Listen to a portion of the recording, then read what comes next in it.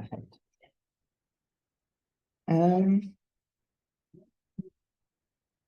Okay, so welcome to lecture 26, where we will talk about binary solutions mainly, but I have a short excerpt left from Tuesday on the dynamics of semiflexible polymers.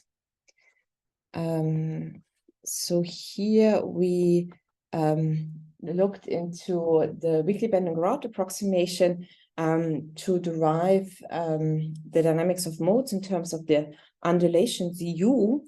And on Tuesday, we had ended at looking at the modes of these undulations in Fourier space are correlated in time as uq bar 0 decaying with 2 LPL q to the 4 omega q t delta q q prime, where the frequency is given by this q to the 4 dependence. And with this autocorrelation in mind, we can derive the end-to-end distance fluctuations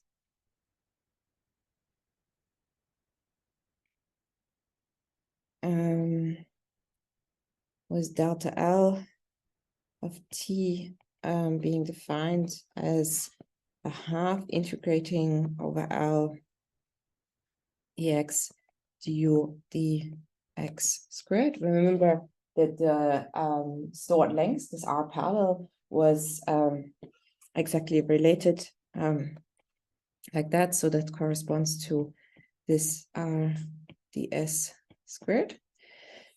And so now going into Fourier space where we know the correlations, this is then L over 4 summing over OQ, the undulations Q squared and a Q squared from the derivatives.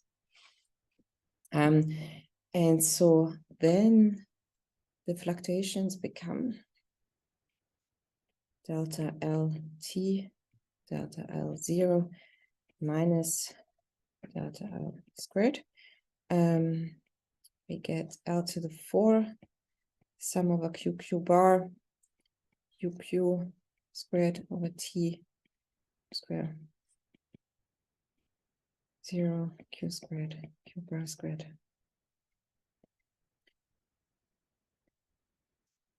And the uncorrelated.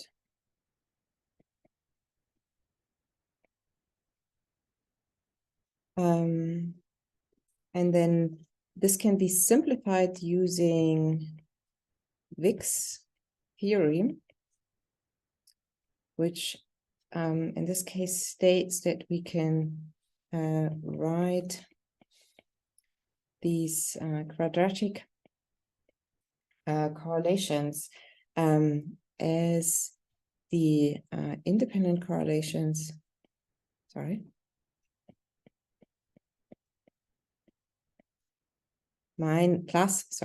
the cross correlation squared. And now this simplifies this expression here, because we then insert this, we recover basically this term, and then we have just this square term left. So then this first term becomes delta L T, delta L0 is then, minus is then 2L and 4 squared Q bar. Now the square term, Q squared, Q Q prime squared. And now this is exactly what we had derived last week, which is this exponential decay and the delta Q bar. And so as a shorthand, I'll write this as Q squared, which is the prefactor, the frequency delta Q bar squared, which is then 2L4 squared sum over Q. Here we get 2L LP Q to the 4 squared Q4 and E minus 2 omega Q T. There's a few terms that cancel. So here we have an L squared, and there we have an L squared, and then we have a 2 that simplifies as well, so that we end up at 1 over 2 LP sum over Q minus 4 minus 2 omega Q T. And so now we can use this result to calculate the response function basically along the lines as we had done for the Gaussian chain.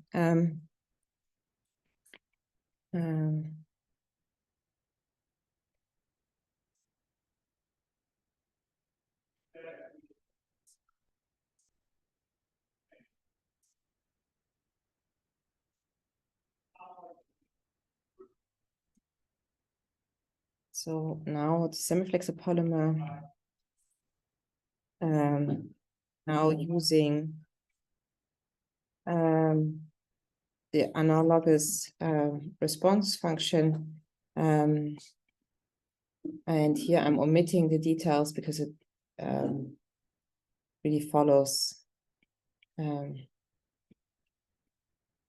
as analogous to the Gaussian chain calculation. And so then we get for the response function here 1 over omega 1 A1 to the 4 LP squared summing over modes, and here the residues have n n to the 4 minus I omega 2 omega 1. So it has a very similar structure. Sorry, let me just add. So this A1 is here pi over L, and omega 1 is the first mode, the dominant one, which is given by the bending stiffness over gamma pi L to the 4. And so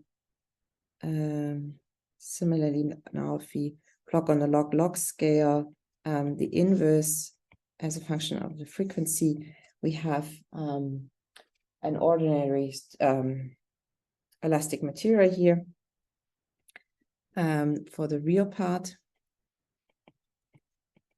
And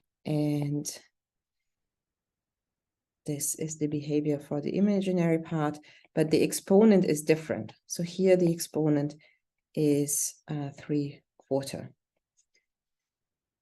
So this is where, so the qualitative behavior is similar, but the scaling is where the semi-flexible part shows at high frequencies.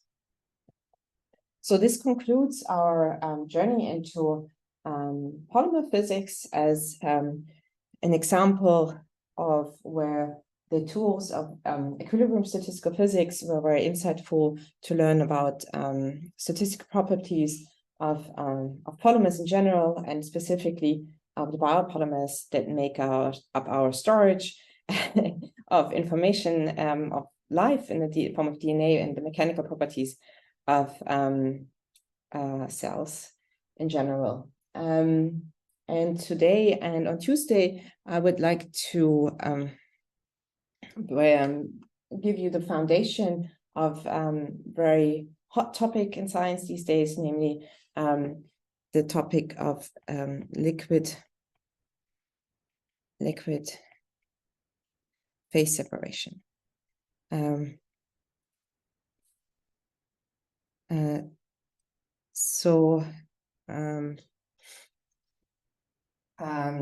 The idea is that if you have two different a binary liquid, then under certain conditions that we're going to derive today, it will phase separate into, say, the oil and water phase, and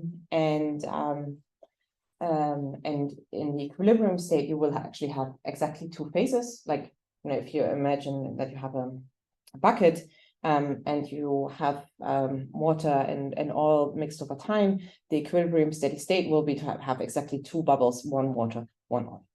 And now it turns out that, and so that's, you know, how do you approach equilibrium? Well, if you take that bucket and you stir it, you produce droplets, and these droplets will eventually diffuse over time, and when they find another droplet, they will coalesce and form thus the bigger droplets, so that at the end you have this one big droplet of oil and one big droplet of water left as the steady state. And so this is what we know from equilibrium statistical physics, and this is the foundation that I will provide you with on this dynamics today. And now it turns out that if this process of what is the composition of the droplets is actually a non-equilibrium process. So there's active kinetics and energy provided in the systems, then this coalescence of droplets would take place, but you have a stable emulsion of droplets of a certain size. This is particularly fascinating because it turns out that this physical process of stabilizing, let's call it for now, emulsions at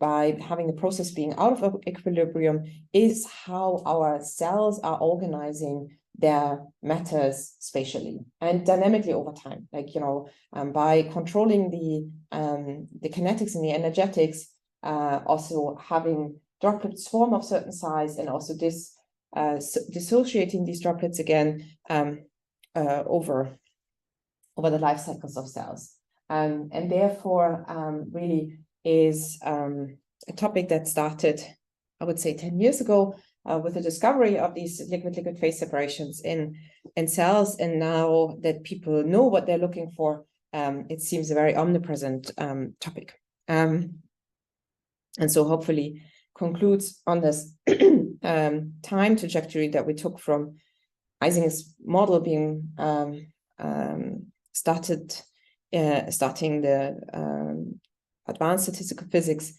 in about a century ago to very current topics under investigation. And so the foundation on the equilibrium side is phase separation of binary mixtures. And here we are following Sam Safran's chapter 1.4 and Barra chapter 4.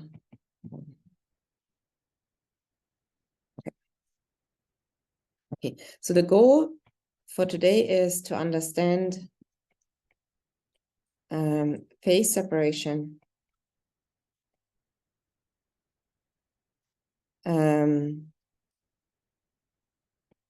between components. And our answer is actually very similar to what we learned in the course, to first describe the Hamiltonian and the free energy and the minima of the free energy of a bulk system. So we go to like a mean field ansatz in the end.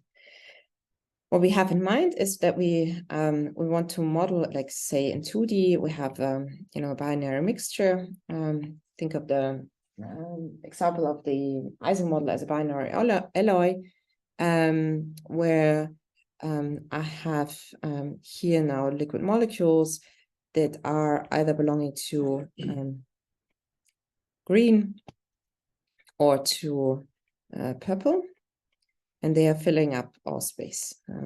So there's no void space, it's either purple or green.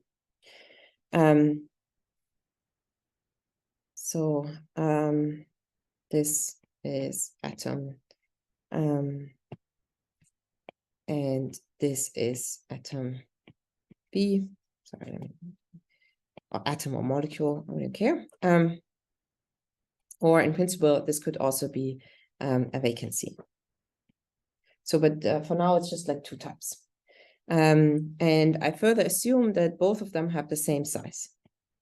So they taken up the same amount of space on my lattice. And so I can now write down the Hamiltonian by specifying as I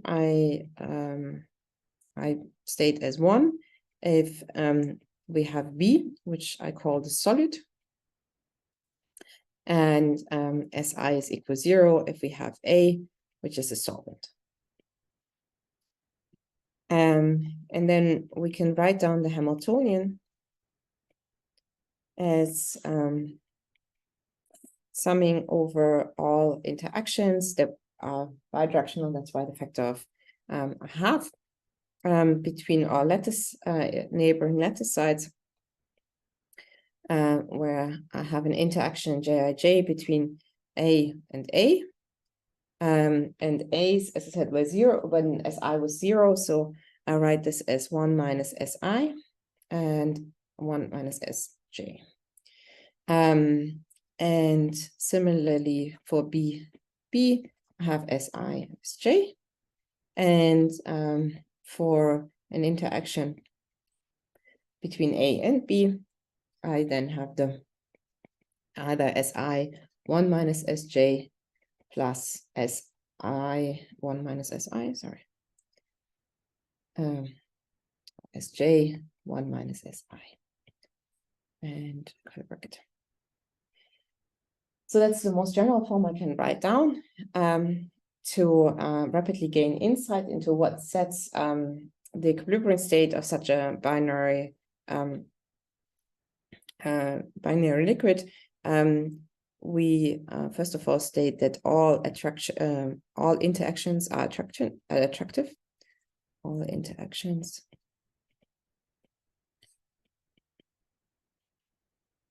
so we have Jij bigger than 0. And now that we have stated the problem, we can basically say there's no exact solution. Okay, so at least not for bigger than 2 dimensions.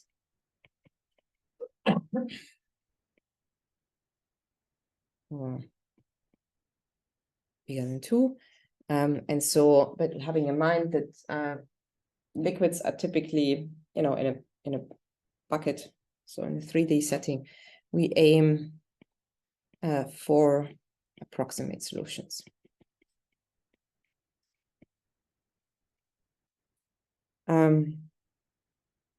First, we look at non-interacting system, where here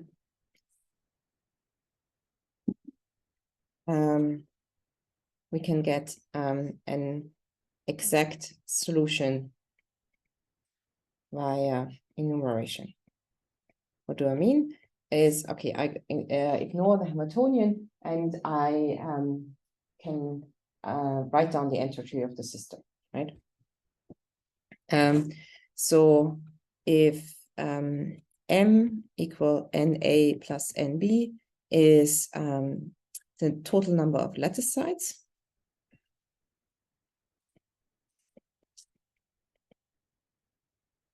so i.e. tropic distribution. Okay, so M is the total number of lattice sides, then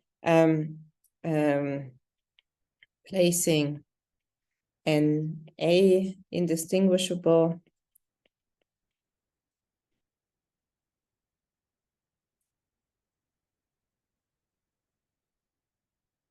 A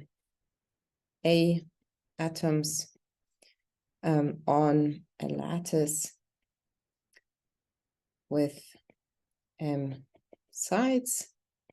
The number of microstates is given by M over NA, which is M faculty over NA faculty. M minus NA is obviously NB and B faculty.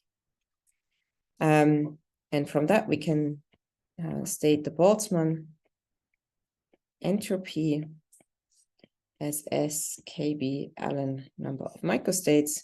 So KB ln M faculty minus ln NA faculty ln NB faculty. Now for NA and NB, much bigger than 1, which also implies that M is much bigger than 1. We can use Stirling's formula to simplify this, which states that ln of an N faculty can be written as N ln N minus N. And so if you just plug this in above, we get S over KB as, so we get M ln M minus M plus NA ln NA minus, oh, sorry, I was mixing up signs already. So there's a minus here, minus plus NA minus NB ln NB plus NB. And so now, since NA plus NB is equal to M, these terms cancel, and we're left with, let me pull out an M, ln M minus NA over M ln NA minus NB over M ln NB. Why am I writing it that way? Well, because I want to arrive at a formulation of the volume fraction of the amount of molecules, atoms A. So we introduce the volume fraction phi as the fraction of A's, which is given by NA over M.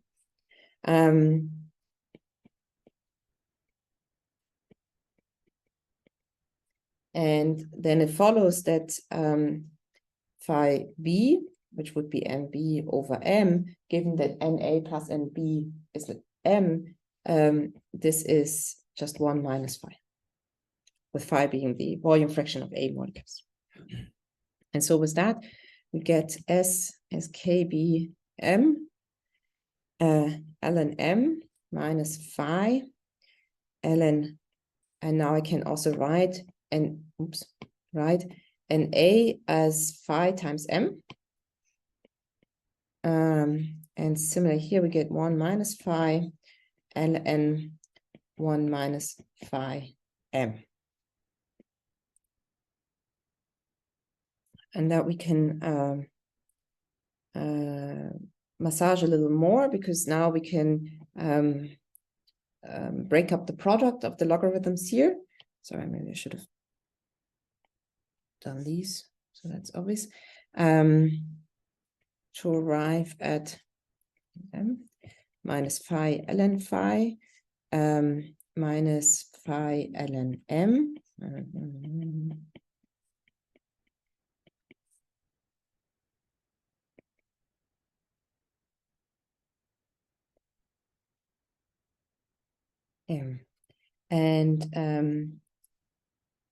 And then these two terms collect terms of order ln M and the remaining ones. So we get minus phi ln phi, these are, and 1 minus phi. So I'm just moving those up front, and then I'm collecting all terms of L and M. We have a 1 from the first one, and then we have a -5 from the second, and we have a -1 -5 from the third. And then obviously 1 - 5 - 1 - 5 is equal to 0. So we see that the mixing entropy scales with the size of the entropy of the system is KB number of sides of the system, and then proportional to let me just pull up the minus, the volume, or just a function of the volume fraction.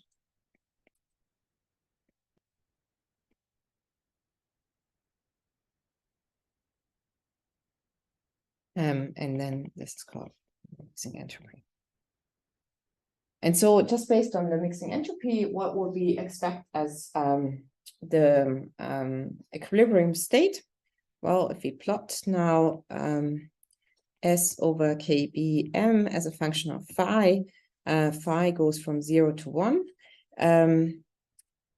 Sorry, let me do a minus here. It's, sorry, almost. Another try. Yeah, okay. One more. No, okay, whatever. Let me claim that this is at 0.5, the minimum. So the entropy alone would favor the mixed state, which is obvious, right? Entropy favors a disordered state, and so the most disordered state is here if you have a volume fraction of half the particles of A and half the particles in B, and they are happily mixed. So entropy alone favors a mixed state.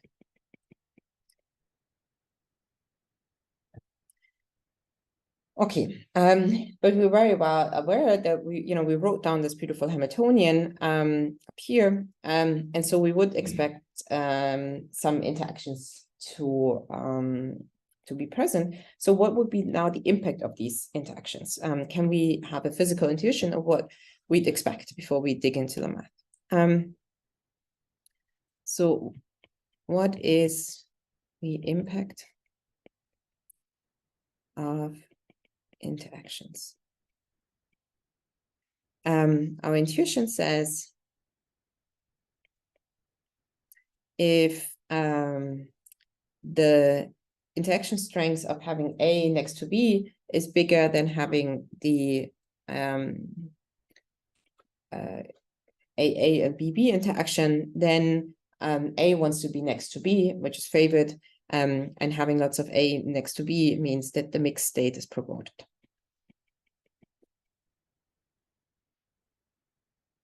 However, in the reverse case, where this interaction strength is smaller, then the interaction strength of having like molecules next to you, mixing is unfavored.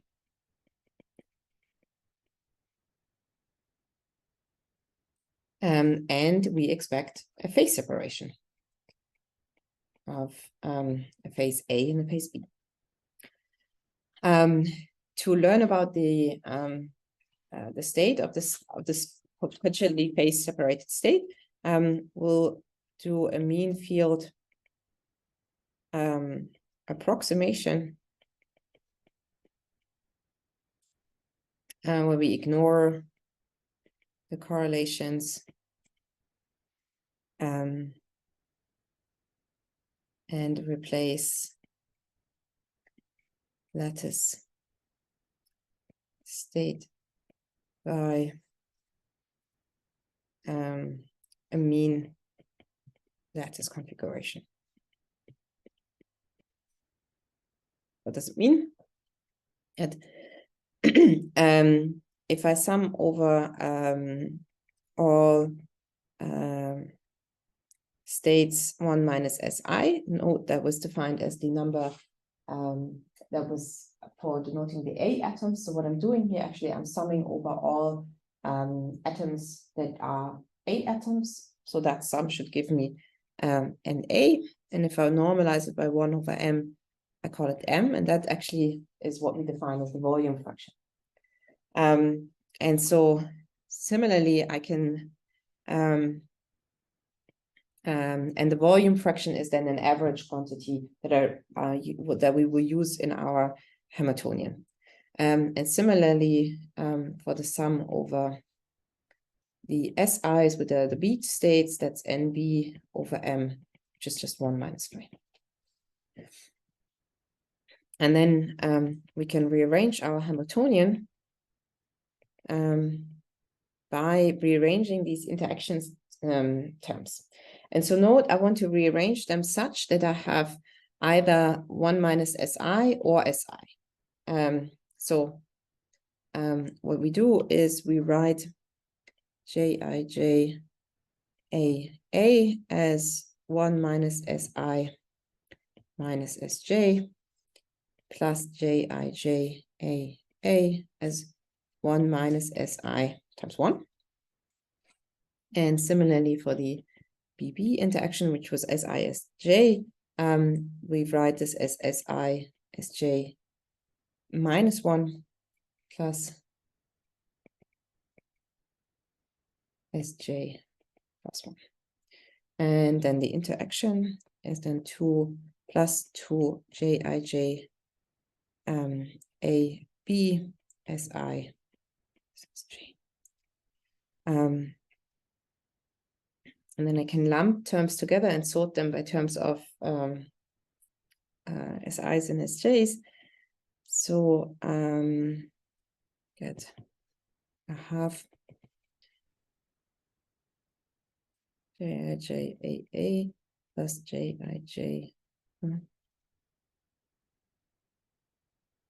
BB minus 2 Jij AB times SI 1 minus Sj plus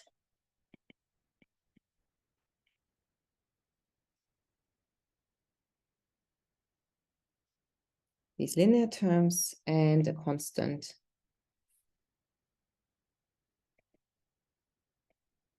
from this term. Okay, now we abbreviate this term as interaction strength J, and we consider symmetric interactions.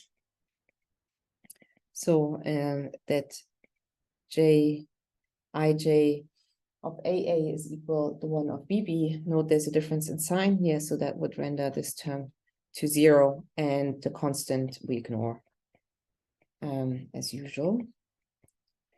And thus we can write our the Hamiltonian that's left as 1/2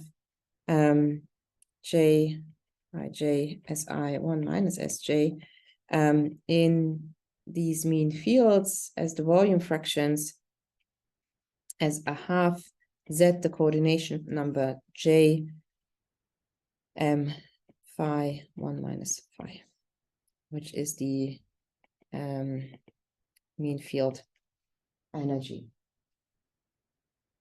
What's the coordination number?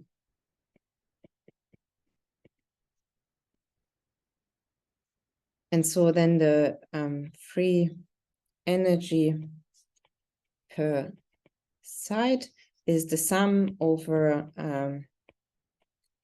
the energy minus Ts per side normalizing by M. Both terms are linear in the number of sides that I have as expected.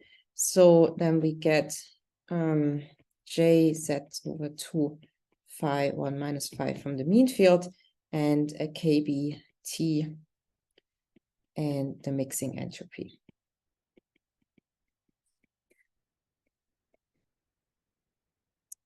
And so let's check if our intuition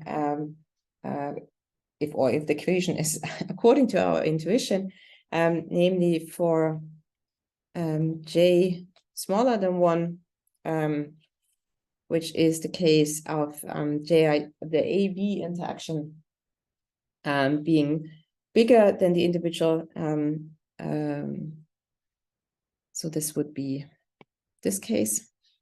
Then I have a convex function. So then this is negative, this was negative. So I really have a convex function, and there's a single minimum at a half, which is the mixed state. So that's as expected. So it's a convex function with a single minimum at phi a half. Now, the more interesting case is now for j bigger than 0, where we expect phase separation. Namely, and what happens now is that the entropy and the energetic cost compete. And in principle, there are two minima possible. Which means that I have two minima. One is an A-rich phase and one is a B-rich phase. So we expected decomposing into an A-rich and B-rich phase. Let me sketch this. So this phi goes to 1.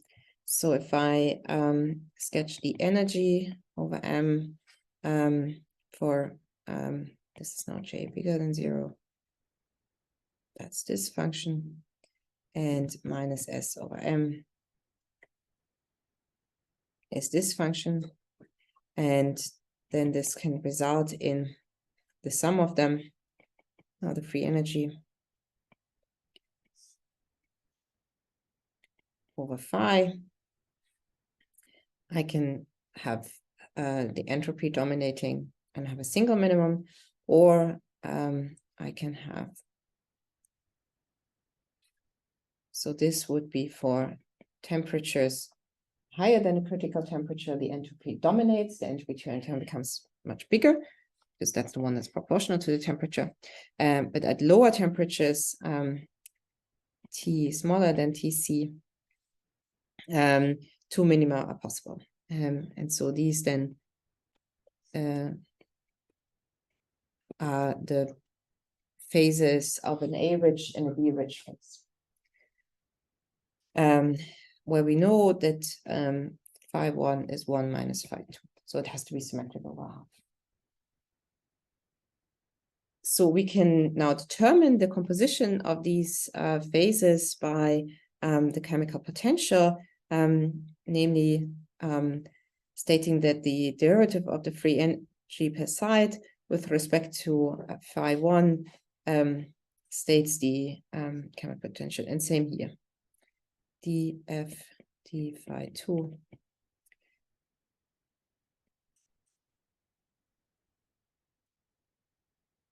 so the composition phi of the mixture is fully determined by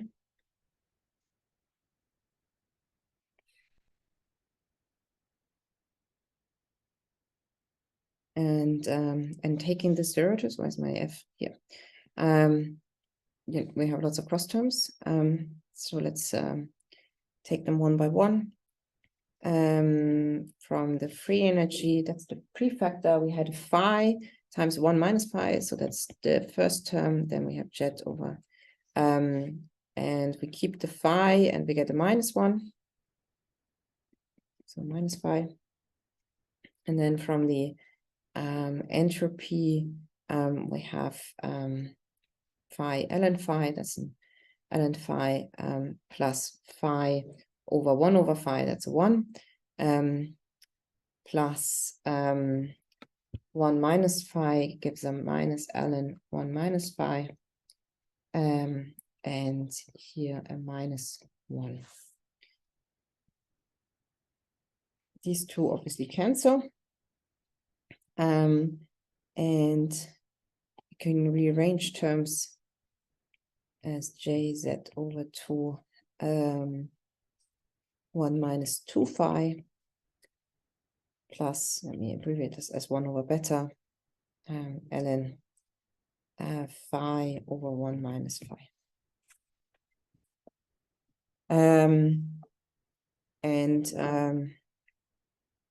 To now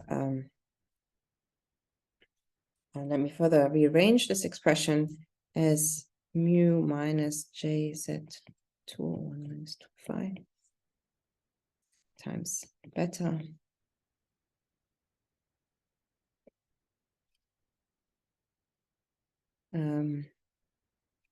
and expand this to bring it up the same form on the left-hand side. And namely, write it as 1 plus 2 phi minus 2 and 1 minus 2 phi minus 1.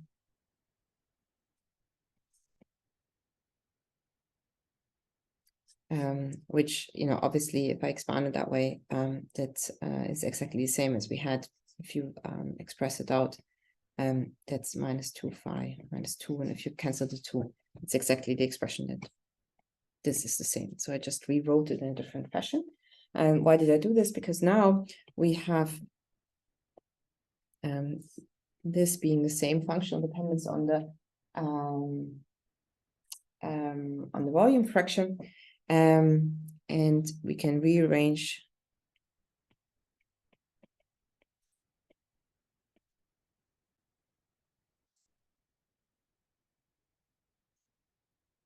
by using the identity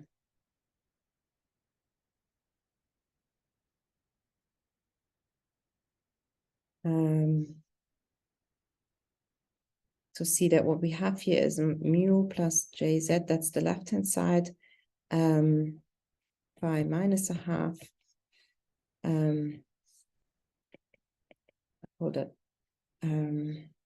beta half, the half comes from the left, is equal tanh h minus 1 of ln 2 phi minus 1. And so rearranging for phi then gives an implicit expression for the volume fraction at phase separation as a function of the chemical potential, the coordination number, the interaction strength. This should remind you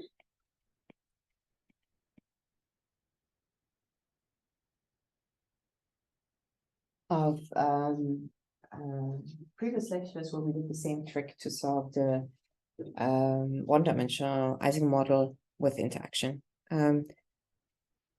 particularly the tanh h form. Namely, what you see here is that, and now note that we here now plotting phi minus a half, so the deviation from mixing, and we're interested in the crossing of the straight line with this tanh function. So we solve this equation graphically. This is the phi minus a half, sort of the left-hand side, and then the tanh can either have just a single crossing at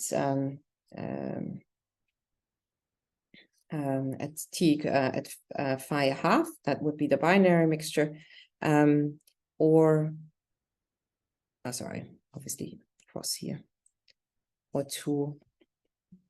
So this is T smaller than the critical temperature, and this is T bigger than the critical temperature. It's the graphical solution.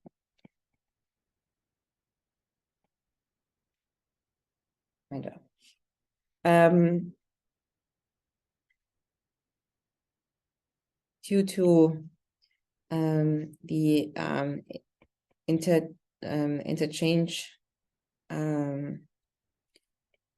symmetry, A is basically corresponds to B and vice versa, because we assume the BB and the AA interaction to be the same. we know that mu A has to be mu B for the chemical potential, which states that then the chemical potential at coexistence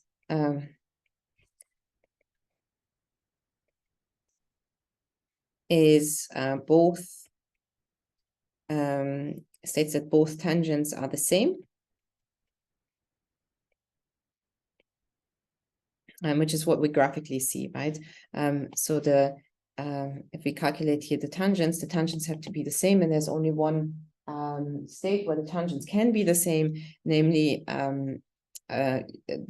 this is the same, where they're the same, and that's called the same tangent constructions, because of the interactions being the same in mu A, mu B, and mu A, sorry, that's a bad A, being the same. So the F, d phi T mu is the same, which is called double tangent construction. And you could now expect that, you know, if we relax this constraint that the interaction is symmetric, first of all, this diagram should look a little different. And also then you would seek different tangents depending on the relation of the chemical potential among them.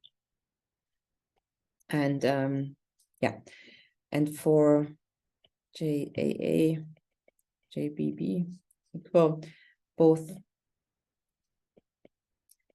tangents are horizontal.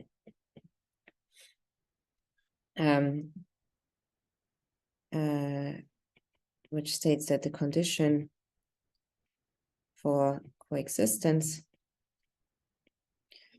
is phi minus a half, just copying down from the above, a half tangent H B J Z half. And this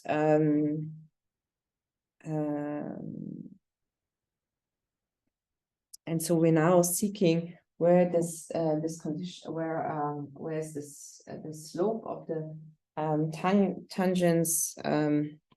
So where's the critical temperature? Remember that we had for the one-dimensional Ising model as well, that this is given by the slope of the tangent being exactly 1, which is the slope of the phi minus a half curve. And so this is something that we can solve from this expression. So the non-zero solution for taking d phi minus a half of the right-hand side, z over 2 phi minus a half. Without here now going into the details, sorry, and I'm taking this as phi minus a half equals 0. So at the 0 point, the crossing, this gives, as before for the Ising model, a cos h squared phi minus a half. And if you evaluate that at phi minus a half equals 0, we arrive as beta jz over 4. And that needs to be equal 1 at the critical temperature. And so we find then jz over 4 kb, the critical temperature below which the mixing occurs.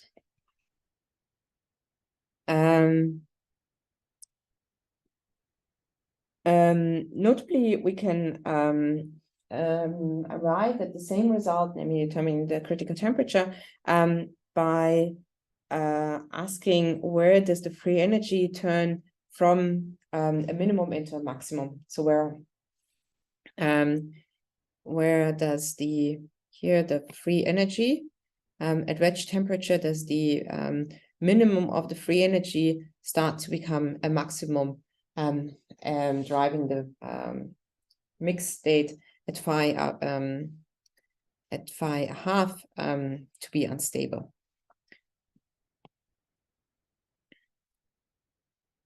So I can reach same result from turning from minimum to maximum. This point is also called inflection point.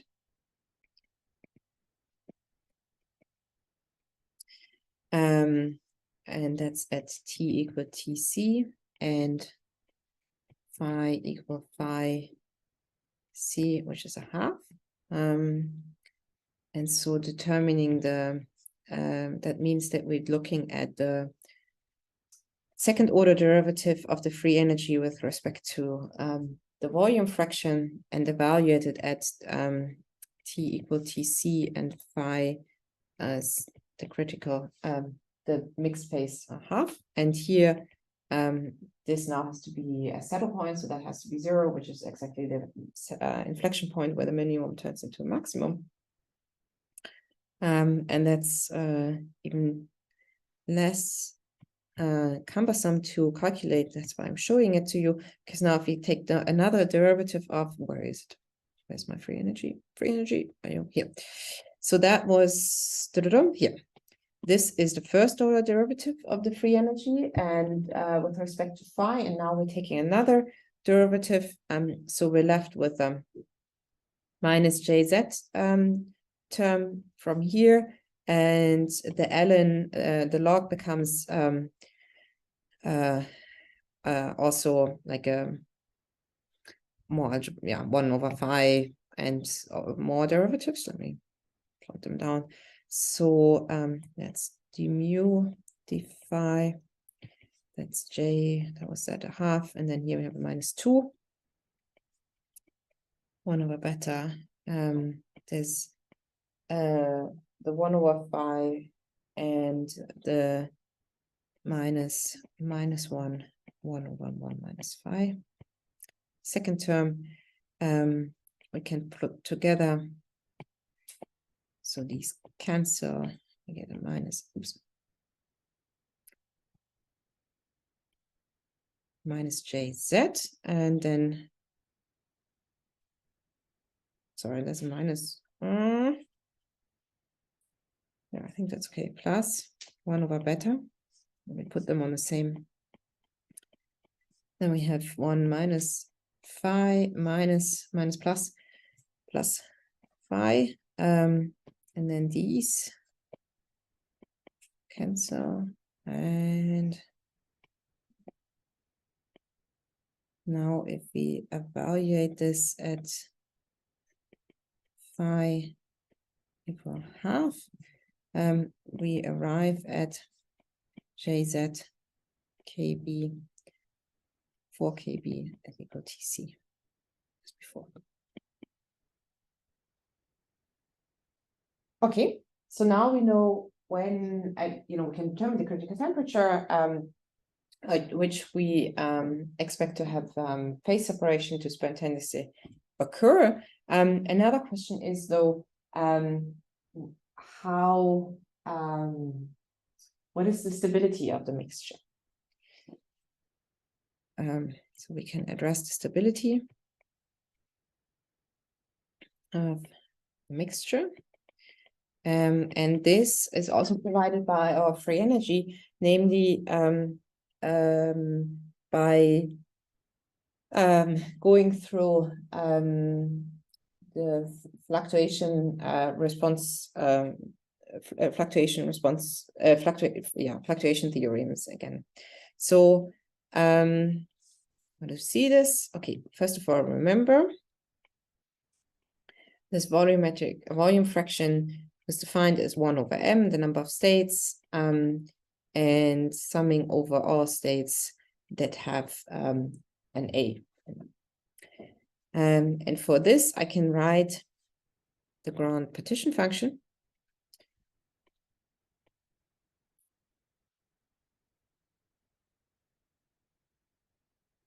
Which tells me then about what's the impact of the fluctuations in numbers.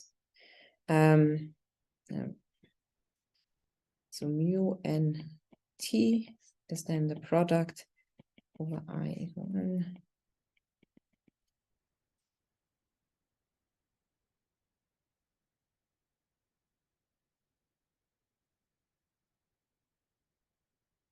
and the current protection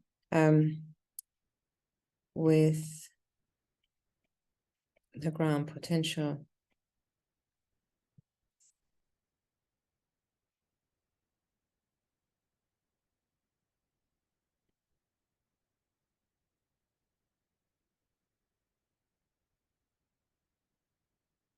and thus we see that we can access the volume fraction by taking the derivative of the ground potential with respect to the chemical potential.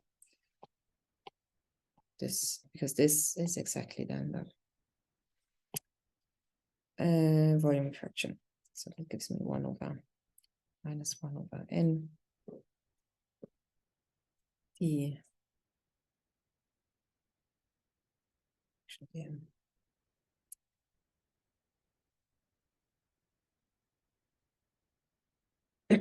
And here now then taking a second derivative.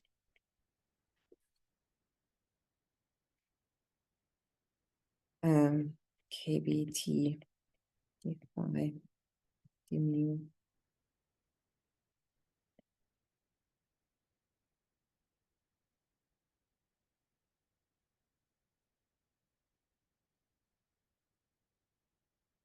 then gives us, and that's again going back, I think, to the first or the second lecture, the fluctuation relation.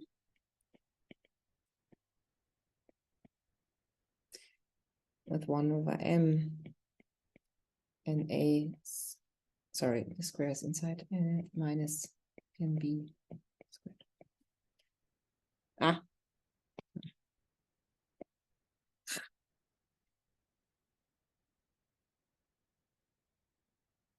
Okay, so these are the fluctuations in NAs.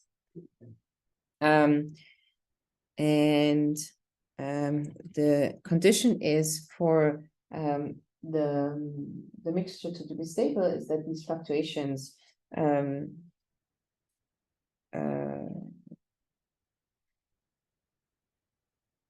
these fluctuations are, so the will become unstable when the fluctuations become large. So when these is bigger than 0. Now these we can actually relate back to our free energy that we have access to, because we know that mu is d phi df d phi. And with these thermodynamic relationships, we can now trick this into a relation where we have a statement. We can use the statement that d phi d mu is bigger than 0 by looking at d mu d phi, so the inverse, that's just d squared f d phi squared. And so that means that if I, what I have here is now d squared f d phi squared times the inverse. And so since we said that this is bigger than 0, for this to be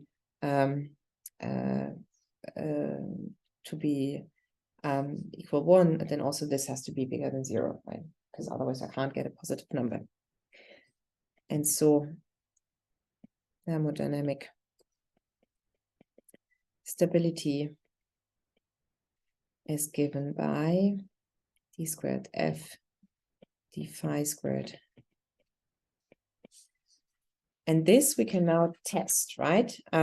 So we can test in our free energy second order derivative that we already calculated here. We can ask when is the second order derivative turning from being negative to positive. And this defines the so-called, so this transition, namely where the f squared, the phi squared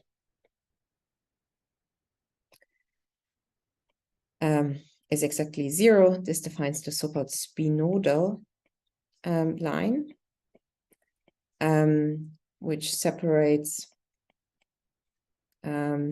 unstable from stable mixtures. Okay, more drawing. Let me show. Let's go to the representation of our free energy as a function of phi. It's 1, 0. Okay, so we had that at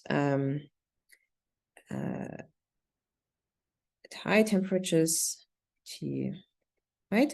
And then there's some critical temperature where this is a saddle point, right? TC. And then at lower temperatures, I will have these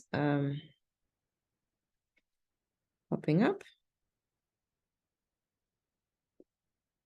And note that, you know, where the minima lie varies as a function of temperature as well, right? Because, okay, so these are both below the critical temperature, but the lower the temperature, the further the minima will move apart. Because the impact of the entropy becomes less and less. And this line of where the minima lie, I can trace this out. And this line is called the binodal, which is, and now the spinodal, namely this line that's defined by this expression, give me another color, this lies, then traces out this inflection points here. This is the spinodal. And let me plot this one more time as a function now by what's the mixture I10 as a function of temperature. Then I will have a single mixed phase at high temperatures, right? And then as I lower the temperature, there's one point where I have a binary demixed phase with eco-composition popping up here at the half. And then the phase separated, sorry, I wanted to color map, sorry, just here. So this then traces out the binodal, and this is tracing out the spinodal. I don't know. Okay. And so now phases with lower than the spinodal are unstable. And these phases here are stable. And these ones are metastable in between.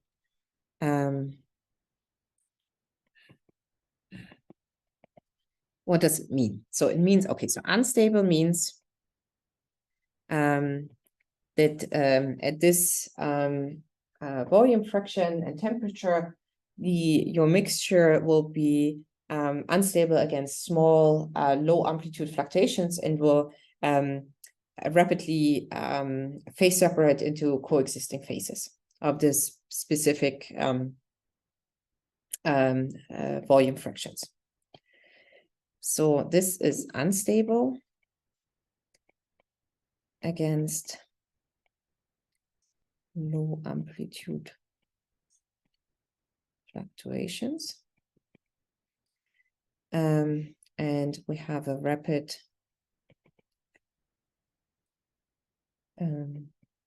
spinodal decomposition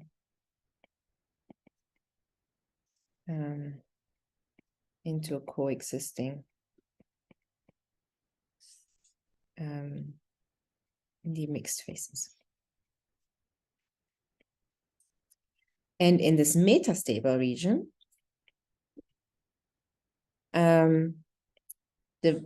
if you prepare your mixture as well mixed, it is stable, but as soon as, say, a grain of dust hits it, it can become unstable. So like as soon as you have the nucleation event, which that drives or ignites the phase separation, it will phase separate into those phases, these demixed phases of the corresponding phase decomposition.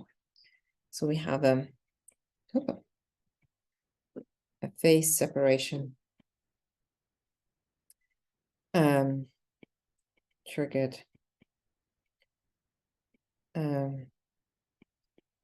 by nucleation events.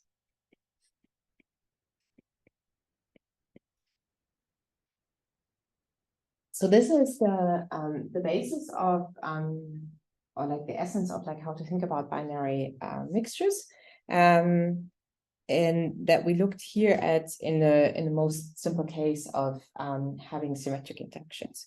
I will quickly give an account of how to generalize these findings to other cases. So generalizations include that so far we had symmetric interactions where Jij, Jij, BB. And so an obvious generalization would be to look at the asymmetric case.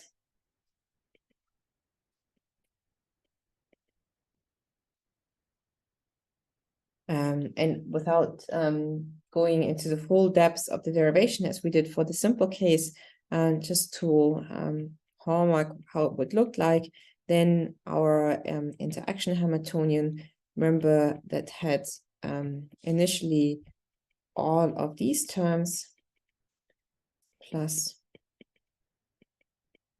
the B state plus for the A, B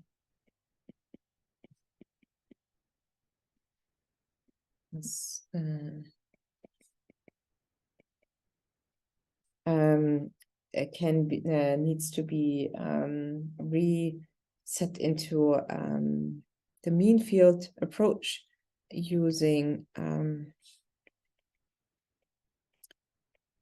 being phi times m and sum over I si being 1 minus phi m. These mean field approaches then for interactions being asymmetric result in a mean field free energy mean field energy of a half z m, and then we have a j a phi squared plus j b b 1 minus phi squared, and the known interaction that we had in the symmetric case. And thus the free energy per site then becomes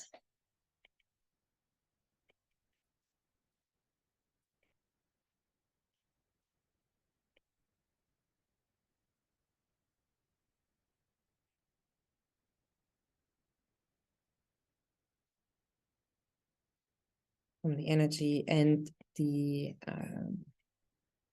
mixing.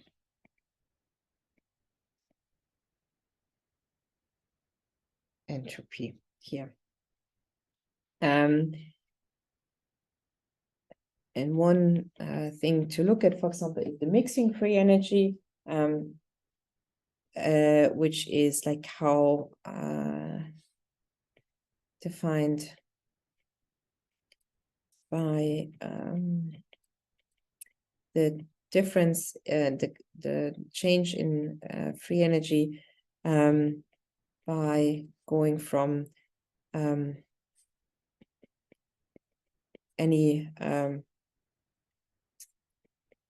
fully single phase state phi equals 0 or phi equal 1 into the current state, and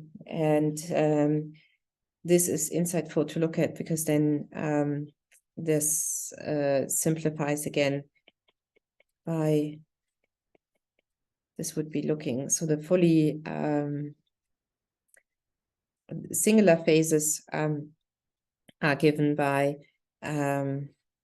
JBB minus Z½ JAA, right? Because at phi equal 0, there's no mixing. At phi equal 0, there's no mixing entropy. At phi equal 1, there's no mixing entropy. So like it's just the energetic contributions in both cases, and then this difference free energy we can then map to what we studied already.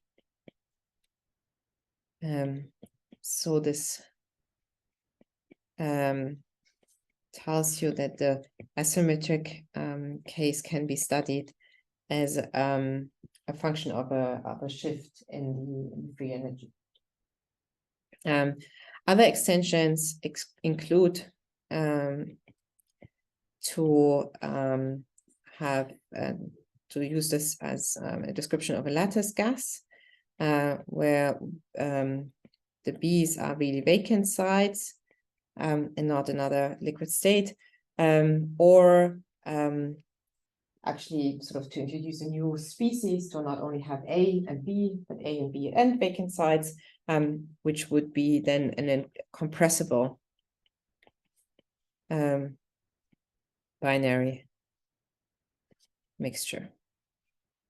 That would be A, B plus vacant site. Yeah.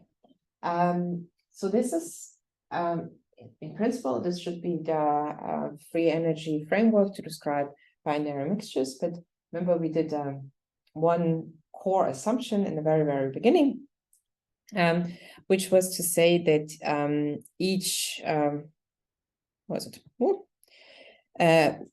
which was to say that both solid and solvent, both solid and solvent were of equal size, and that's typically not the case. I mean, your standard solvent would be water, which is a tiny molecule, and whatever you're putting in is most likely beer. So this key assumption that we put in here is something that makes it hard to compare our findings here to actually experimental data. And so I want to give you another account of an extension of how to study binary mixtures by introducing the Floyd-Huggins free energy, which is the free energy of binary mixtures that is typically used to fit to experimental data. What's the core idea of Floyd-Huggins? So Floyd-Huggins was first developed for polymer melts. So the idea being like really going to the drastic extent that, say, atom A is an entire polymer and thus covers a whole set of lattice sites depending on the size of the polymers. And the free energy that we can derive in this case then is actually a good approximation in general for like having A being bigger than B, or vice versa.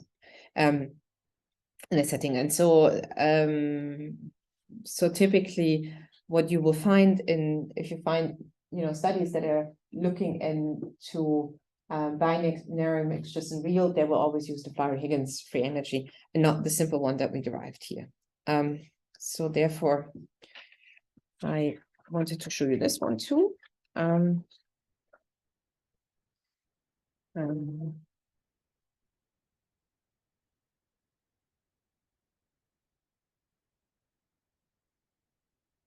So it's the Flory-Higgins theory of polymer blends.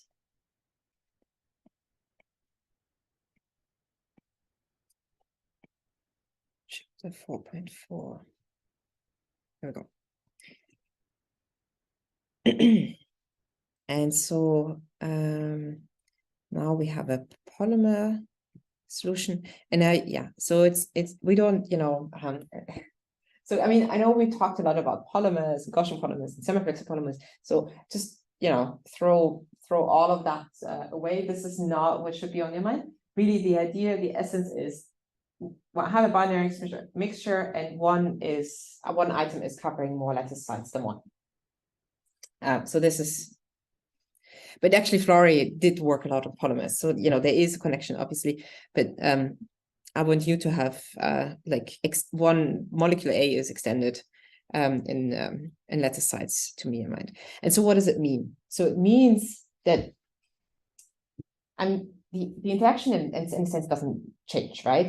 If let me just make the drawing first. 7. Okay, 7.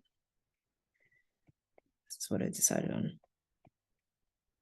So say this is our lattice that I'm happily drawing here. And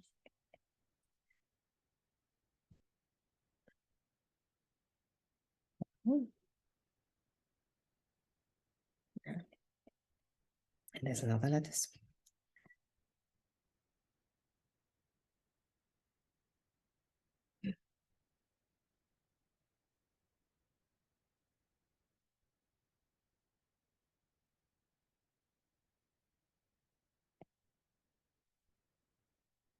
Okay, so what we looked at so far, if we go back to my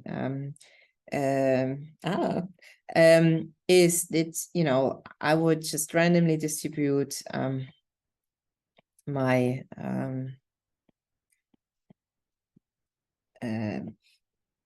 atoms A on a lattice, knowing that the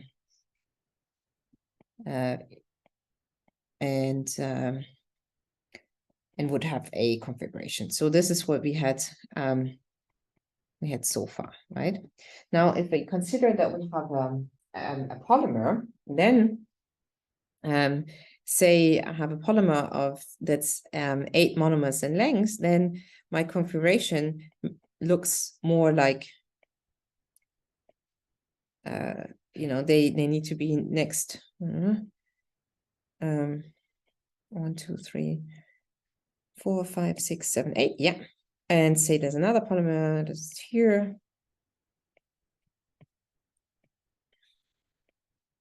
1, 2, 3, 4, 5, 6, 7, 8.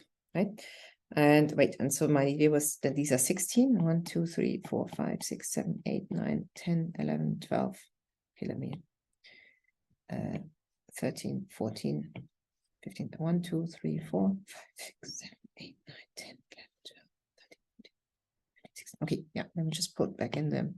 So on both of these lattices, that's the point. So both of these lattices have the same amount of polymer atoms. But on the left-hand side, the same amount of atoms, they have the same amount of atoms, but on the left-hand side, they're distributed in, according to these being part of a polymer. And on the right-hand side, these are individual atoms, right? And so hopefully by my well-intentioned drawing, you can appreciate that the distribution is very different, right? So in the end, like the energetic contribution of, like, how many neighbors green has to blue, that might not be, distinctively different, but you can see that there's really a difference in the entropy. Like, how many chances do I have to distribute now A atoms on a lattice, which would be the binomial case on the right-hand side, compared to distributing polymers on the lattice.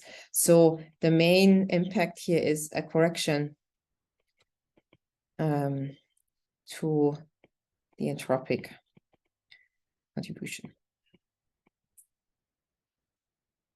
So this is my example of polymers of 8 monomers. And we see that the statistics is different to a binary mixture that we have on the right, which are also 16 monomers, but not. And here we have less configurations that are possible, right? And so we would expect this state has less entropy. And since the derivation takes like 10 minutes of the entropy and then looking at Florey-Huggins, I will stop here for today and I advertise that for next Tuesday. So on Tuesday, we'll finish on Florey-Huggins, and then we use Florey-Huggins to look at the dynamics of droplets formation. Because then the droplet formation is the key of the coarsening process that will eventually drive, if we look back to the beginning of the class, your water oil mixture to be one big droplet of water and one big droplet of oil. And that's then, in a sense, the starting point to look into the non-equilibrium physics of what happens, of how you can affect this steady state of being like only each single phase states, but of actually having stable emulsions. Thank you.